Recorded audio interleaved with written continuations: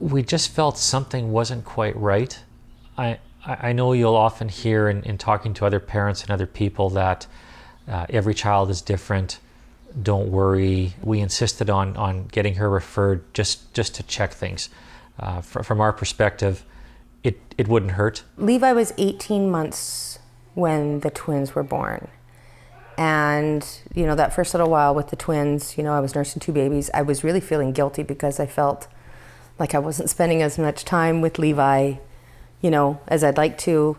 And it kind of went from there when we realized it was more than just a little bit jealousy. And I thought I knew what autism was, I had a picture of it in my head, and it was, kids that don't speak and kids that, flap their arms all the time. And Taylor never did that. But once I heard the Asperger word, once I was armed with that word, I went home and looked it up on the internet right away. And as I started reading about Asperger's and then reading about autism, then it was like, oh my God, this explains so much.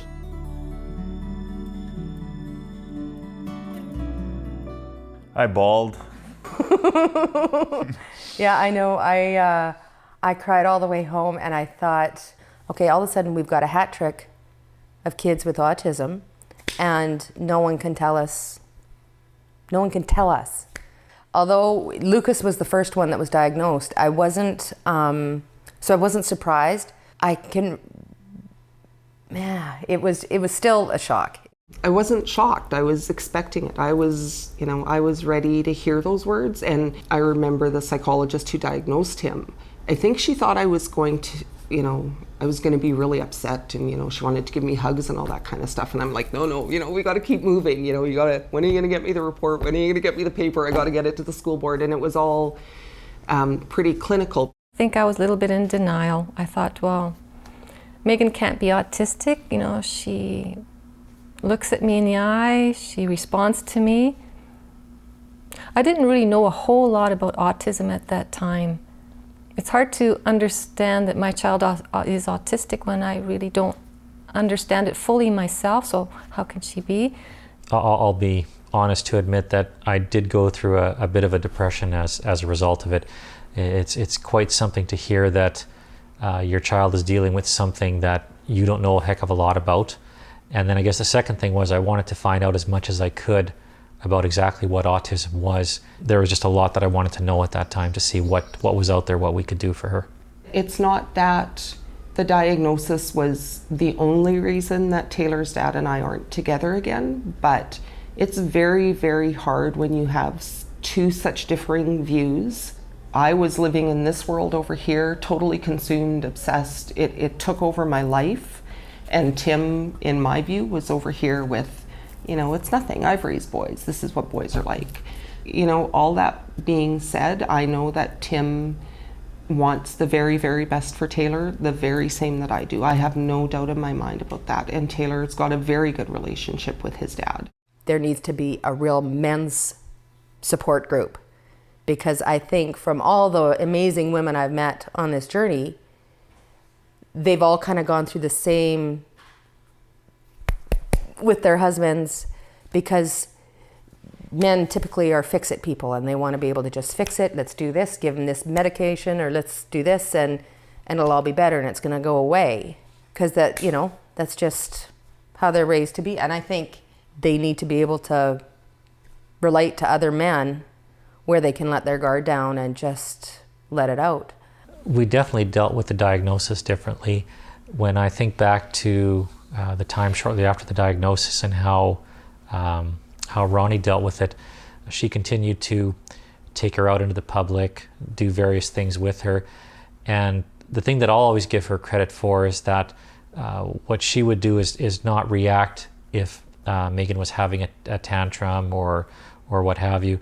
I often found myself at that time, I'd be nervous and wondering what to do, where Ronnie just decided that this is who my daughter is and I just can't afford to worry about what other people think. I'm going to do what's right for her. I was a little bit more depressed, and I was withdrawing, turning more towards faith and prayer, things like that, and trying to learn as much as I could about this. it took me a lot longer to come out of things and realize that we've got to do what we can for Megan. Megan's kind of opened my eyes towards a lot more than, towards people with disabilities, just life in general. I feel blessed. I feel Megan's just opened up my life, and I wouldn't trade her for anybody.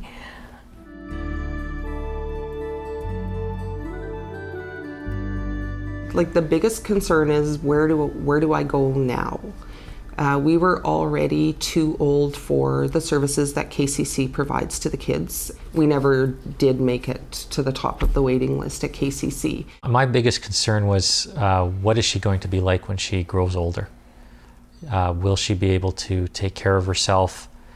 What kind of assistance is she going to need?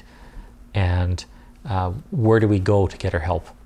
You get these wild or impressions or ideas about these kids being in homes. I reread an article where it says 90% of autistic children end up in homes, and I think that scared me. She's our only child, and I'm thinking, when we're gone, who's going to look after Megan? Your long-term plans that you had for, say, a so-called early retirement or something like that is kind of shot out the window. And it's kind of reassuring, like, I don't have to worry about if I'm going to retire at 55 because it's not going to happen. You kind of hope that your children will go on and maybe have some, be a, have some production in their life, to be a, contributing factor to society, something. But chances are, Levi probably, I think so, but Lucas, Lexi, probably not, so. And that's kind of a realization a guy has to have, that once you come to that point, then things get better. Once you accept that, then that takes a lot of stress out.